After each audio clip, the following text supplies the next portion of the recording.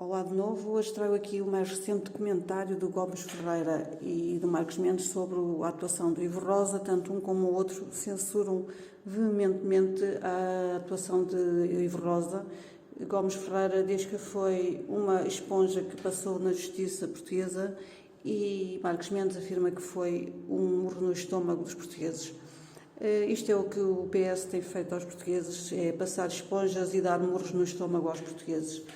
Espero que gostem do vídeo e recordem que, por favor, eu não estou a defender o Marcos Mendes, eu só estou a aproveitar o depoimento dele. Quando o sábio aponta para a lua, por favor, não olhem para o dedo. O Marcos Mendes é apenas um mensageiro de algo com que eu concordo, não quer dizer que eu seja apologista do PSD ou que seja fã do Marcos Mendes. Espero que saibam distinguir uma coisa de outra coisa. Obrigada, subscrevam o canal e continuem a dar apoio a esta causa por Portugal. O que mais me surpreendeu foi o passar de uma grande esponja, literalmente de uma grande esponja, sobre aquilo que são as provas indiretas de que houve benefício de milhões e milhões de euros a favor de um ex-primeiro-ministro. E foi passada uma grande esponja por um juiz, Ivo Rosa, que criticou e tentou desmantelar completamente uma tese da acusação, mas não está isento de crítica. Porque o que ele fez na fundamentação do desmantelar da acusação foi ir buscar os depoimentos dos amigos de José Sócrates, dos governantes que governaram com José Sócrates, e vou citá-los: Teixeira dos Santos, Carlos Costa Pina, Vítor Scária, e os próprios depoimentos dos gestores, donos dos negócios que estavam a beneficiar com as suspeitas de corrupção e influências. E é com base nestes testemunhos que o juiz Ivo Rosa vem dizer aos portugueses: não está ligado, não está confirmado, não tem lógica. Como não tem lógica? Então ele achava que o Sr. Barroca ia anunciar no inquérito: sim, eu paguei, ou fiz-lhe chegar dinheiro. É assim que funciona a prova de corrupção em julgamentos de corrupção. E depois o juiz ousa-se no direito, arroga-se no direito de criticar e ironizar com aquilo que foi a parte dos rendimentos postos à disposição de José Sócrates, em que o Ministério Público diz que houve, portanto, fraude fiscal.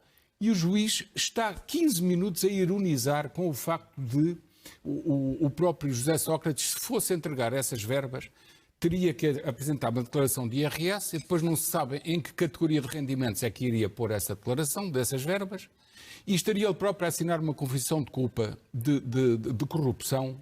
E ele ironiza, em bom português, gozou com o Ministério Público. Mas mais do que isso, gozou com os portugueses que pagam impostos. Porque ele sabe perfeitamente que José Sócrates beneficiou com esse dinheiro, porque no fim, só no fim, vem dizer: sim senhor, José Sócrates até fez crimes de corrupção. Crimes de corrupção, cujo facto não pode ser atribuído porque não se sabe a causa, mas ele disse que sim, que existiram.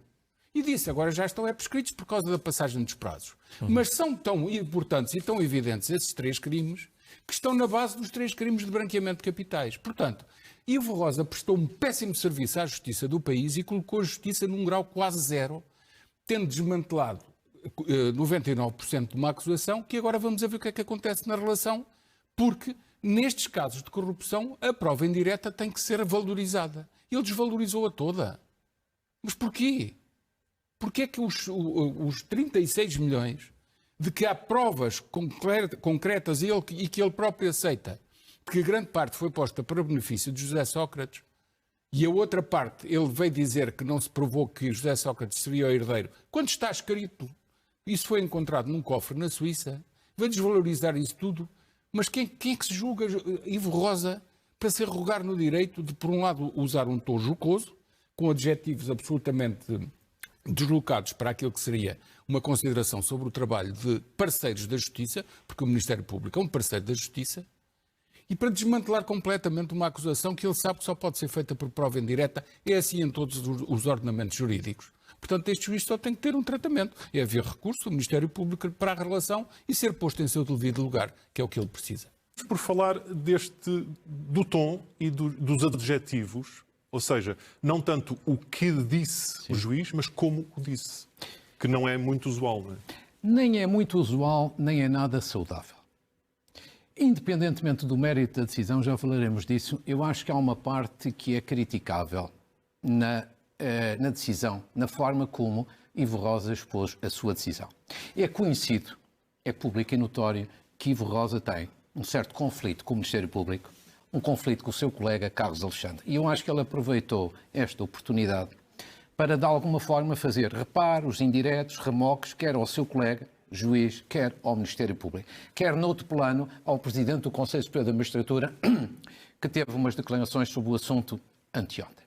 Eu acho que isto não é agradável, não é saudável.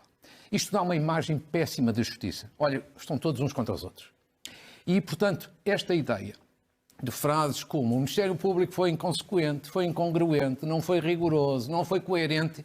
Quer dizer, uma coisa é ter uma opinião e uma decisão diferentes. Outra é a linguagem. Neste plano, acho que isto não contribui nada para uma boa imagem da justiça. Dá ideias que estão todos em despique uns com os outros. Uma coisa é ter opiniões diferentes. Outra coisa é estar em despique até de uma forma desagradável. E isto leva-me a dizer o seguinte, Rodrigo.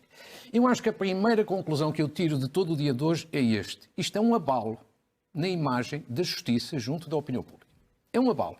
Por este aspecto que você referia, pela forma, mas sobretudo pela decisão. Claro que esta é uma decisão provisória. Convém dizer às pessoas que esta é uma decisão provisória. Vai haver agora recurso para o Tribunal da Relação, não sei se leva uns meses ou se leva 1 ou 2 anos, mas, portanto, a decisão é provisória. E é esta parte que eu julgo que uma grande opinião porque não percebe. Os juristas compreendem perfeitamente. Isto é o normal funcionamento da justiça, claro. dirão.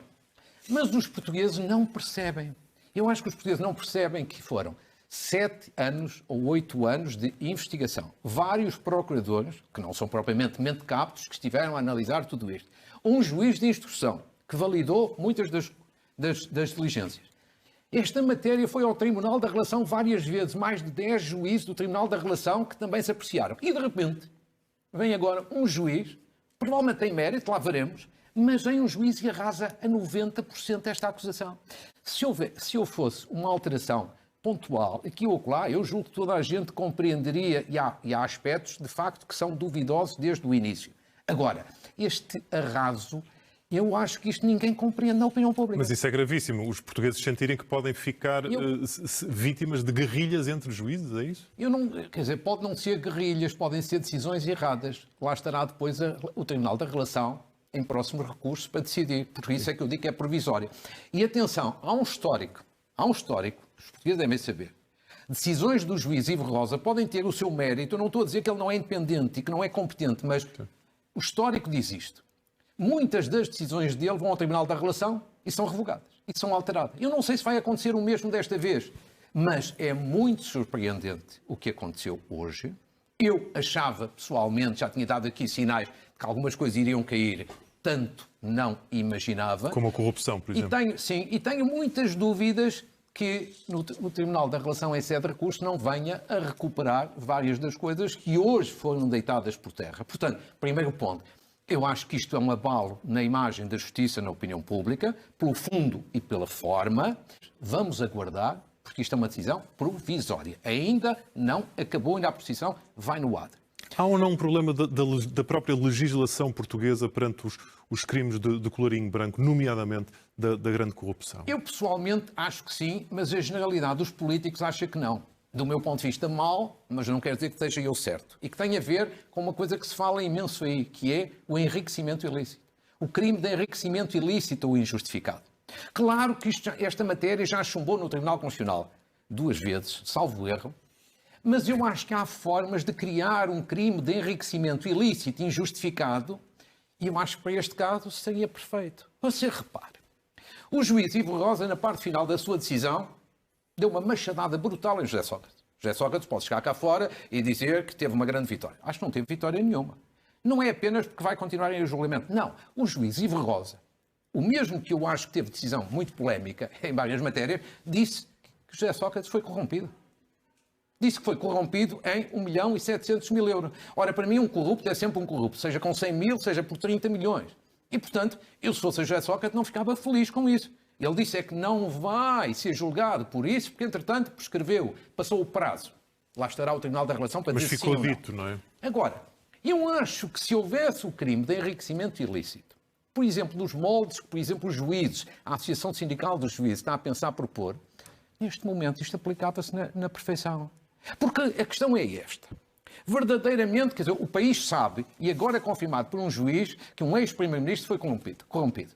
Num valor daquela natureza diferente do que estava acusado, mas foi. E então é apenas julgado por branqueamento de capitais? Se houvesse um crime de enriquecimento ilícito, ainda que diferente dos moldes que chumbou no Tribunal Constitucional, obviamente que o próprio José Sócrates tinha que justificar. Porque o juiz disse preto no branco que aquilo não foram empréstimos, não foi um amigo muito caridoso que lhe emprestou o dinheiro, não. Disse que aquilo foi corrupção. Tinha que demonstrar de onde veio aquilo, não é? E por isso eu acho que, respondendo diretamente à sua questão, acho que o poder político, o Governo, o Presidente da República, toda a gente, o Ministério da Justiça, vão ter que no futuro refletir muito a sério sobre isto, porque eu acho que há sobretudo duas coisas neste domínio da corrupção que é preciso olhar a sério. Uma é no plano das leis, esta questão do enriquecimento ilícito ou injustificado. E outra é a questão dos meios para investigar. Porque isto levou, só de investigação, só até aqui, já vão 7 anos. Veja bem, 7 anos, e isto ainda é muito longe de julgamento. E a última dado que me permite é o seguinte. Agora, há aqui, evidentemente, um problema para o Ministério Público. Se o Ministério Público, agora recorrente, tiver ganho de causa no Tribunal da Relação, muito bem, sai por cima. Agora, se o Tribunal da Relação confirmar a maior parte destas decisões de hoje, é preciso também dizer com clareza, o Ministério Público sai muito, muito mal nesta investigação. Muito mal, é um arraso. Isto foi 90% da investigação. E como é que recupera disso? Se não tiver ganho de causa no Tribunal da Relação, o Ministério Público não recupera. Não, tal como está, não recupera. Porque isto é uma perda de credibilidade brutal. E alguém, dentro do Ministério Público, vai ter que assumir responsabilidades. Agora, eu não quero ainda chegar a esse ponto, insisto, porque é preciso todos nós percebermos que isto é uma fase do processo. Não terminou aqui.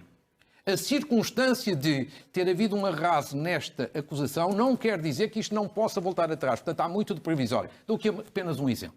A parte final sobre crime fiscal, fraude fiscal, em que o juiz Ivo Rosa considerou que José Sócrates não tem, digamos aí, que responder por esse crime, eu tenho as maiores das dúvidas que o juiz tenha razão nessa decisão. Já não é uma questão de má vontade ou menos vontade do ponto de vista do direito. Ou seja, numa palavra, é uma decisão provisória, no imediato, é um murro no estômago da janela dos portugueses, porque o país há uma coisa que sabe e que o juiz confirmou, circulou muito dinheiro.